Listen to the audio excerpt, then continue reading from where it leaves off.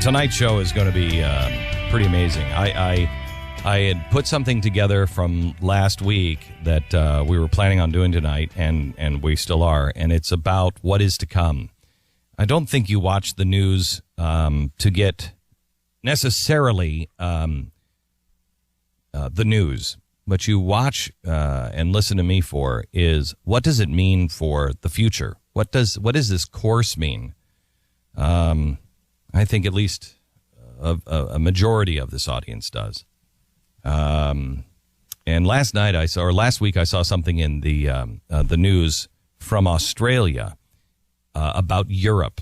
If you watch the news from different countries, you'll get a much different spin on the news and much different news. And they were reporting on something in Greece, and I saw it and I thought, boy, we are going to be pushed down this road, and we have got to be careful and show people in advance so they'll recognize the warning signs and they will be able to know how far away we are from it. I don't think we can necessarily avoid it. Maybe, but I don't really have a lot of belief in the news media, and I don't believe in the government anymore. And I had just said, either on TV or radio last week, watch for the words austerity. They're not doing it yet, but when they start using the words austerity, they are pushing us into the same scenario as Spain and Greece and France, England, and they are going to call any kind of budget cut austerity. And I said this during the sequester. And when we were into sequestration, I said, warning, this is a setup for this. I want to show you the front page of the Huffington Post here if you happen to be watching. There's the front page of the Huffington Post. It just says austerity now. And it has Paul Ryan's picture underneath. So a budget of over $4 trillion per year. What is it now? What's our budget now? It is a lowly, 2013. It's about that. In fact, it's less than that. 3.8 trillion for 2013. 3.8. So it's more than now. Right. I think his budget calls for 4.6, and that's being considered austerity. He's 4.6 trillion in cuts. Is where you're getting that number? Is 4.1 trillion. 4.1 trillion is what it averages over 10 years. 4.1. That's austerity. Yeah, crazy. That's austerity. Yeah, that's, by the way, more than double our 2002 budget. Okay. So that's all. He's just asking us to just lock in doubling when George W. Bush was. That's how crazy this is. This is how crazy it's getting.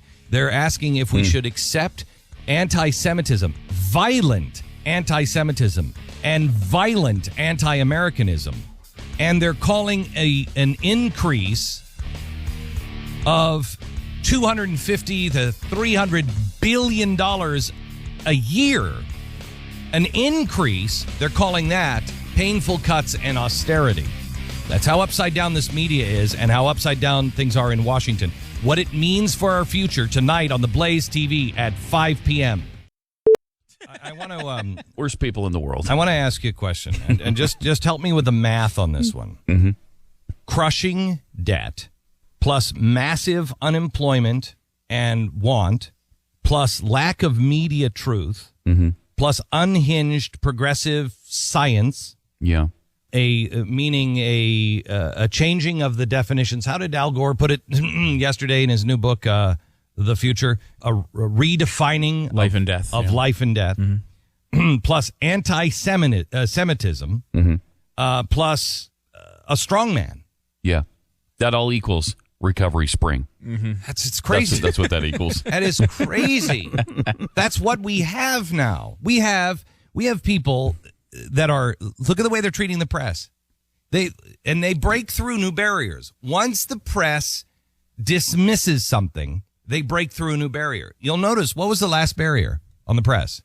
Bob Woodward. And they said, no, Bob, we wouldn't treat him. Nobody said anything. So now what's happening? Now they're just openly treating the press like garbage. Yeah. And because they can get away with it. The question was about the budget, and he's like, what are you doing asking me about the budget? I told you it's online. Go look. So I guess it's out of bounds, it's off limits to ask the White House press secretary a question about something they're proposing. You have to go look it up yourself and do the research. You can't ask him anymore. And by the way, that's his job. It's unbelievable. Okay, it's so unbelievable. Paul Ryan has said he's going to balance the federal budget in 10 years. Now, let me tell you something. That ain't going to happen. I don't believe any budget that does anything in 10 years, because 10 years we've had maybe 3 different presidents. And we'll always find a way for a new emergency or a new thing that we have to do in between. We're going to have to delay that. And how many 5 new Congresses? Yeah. In you're 10 just years. not, you're Come on, just, it's not going to happen. It's not going to happen. So this is a stupid, dead proposal. It's better than what we have. Yeah, it's certainly in the right direction. You have to, let's go. So balance the budget in 10 years without raising taxes any further by achieving $4.6 trillion in additional government spending cuts. $4.6 trillion. Calls for the U.S. government to spend a total of $41 trillion. That is a 3.5% annual increase every year. But an increase from what? An increase from the 2002 budget. I'm sorry, no. 2002. Remember when we were in the midst of getting all of our soldiers on the ground because we had just been attacked by Osama bin Laden, and we were in the midst of building brand new homeland security. We were in the midst of arming ourselves and getting out into the trenches. We were changing the way all of our airports were operating. We were hemorrhaging money in the market. Remember that year, 2002? It's doubled that, plus 3.4% every year. Now, I got news for you. That's crazy. Who thinks that we can operate on the budget that we were operating in 2002? I don't even think we can get away with that one. This is double that budget. And yet that does balance the budget by 2023. So in 10 years, the budget would be balanced if they followed They it. wouldn't follow through. They wouldn't. Okay, so now what is the Huffington Post saying on the cover? They're saying austerity. They're calling this austerity.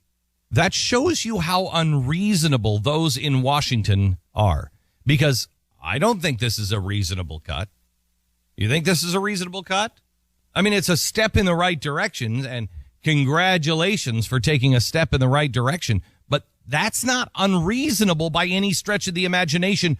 On cuts, it might be unreasonable to say we can have double the budget. What has happened? Can I ask you, did we all get new jobs since 2002? Did America invent something brand new? Did we have some big breakthrough? Because if I said to you, I want you to live just on double the amount that you were living on in 2002, plus I'm going to give you a 3.4% increase every year from that, would you in any way, shape, or form call that austerity? Unless something dramatic in a good way has happened in your life in the last 10 or 11 years. Has something happened in your life that has, like, for instance, in my life, something has. I got a new job and we've done television and everything else. So if I went back and lived on double the salary when I didn't have anything, yes, that would be austerity for me. Could I do it if I was in trouble? Yeah. If I were hemorrhaging cash and I was about to lose absolutely everything, would I be willing to do that? Uh-huh. Would I think that it was beyond comprehension? No.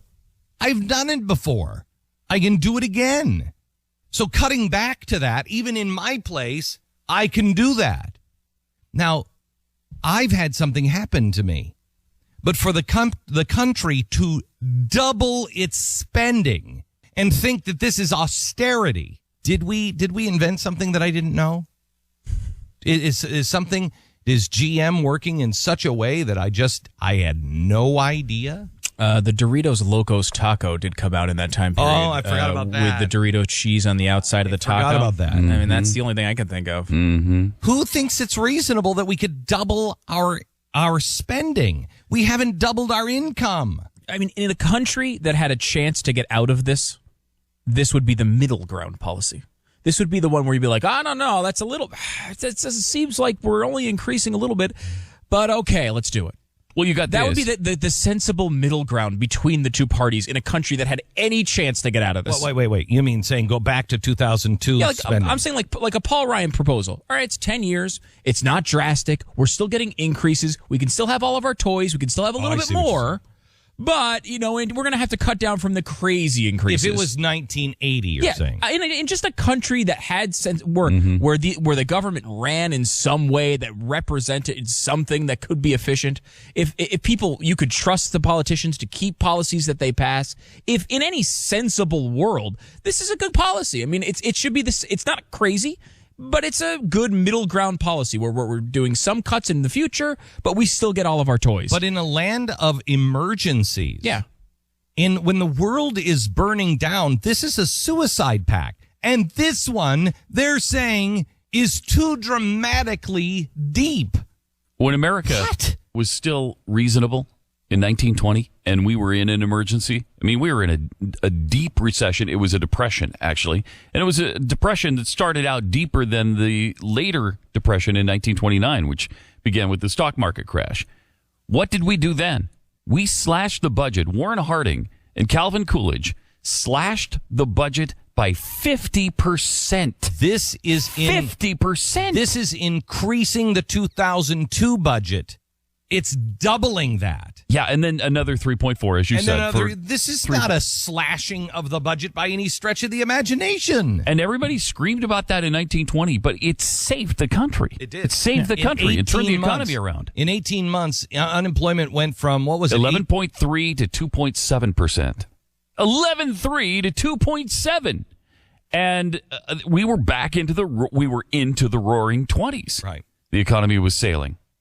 So we are sitting here with austerity. Now, think of what we have. We have strongmen. We have Bloomberg. We have the president. We have people like even Gingrich, who is a progressive. Everybody is a progressive. We have Lindsey Graham. We have John McCain, who are progressives. They're not necessarily strongmen, but they're progressives. The president and Bloomberg, definitely strongmen. They just do it. That's the definition of a strongman.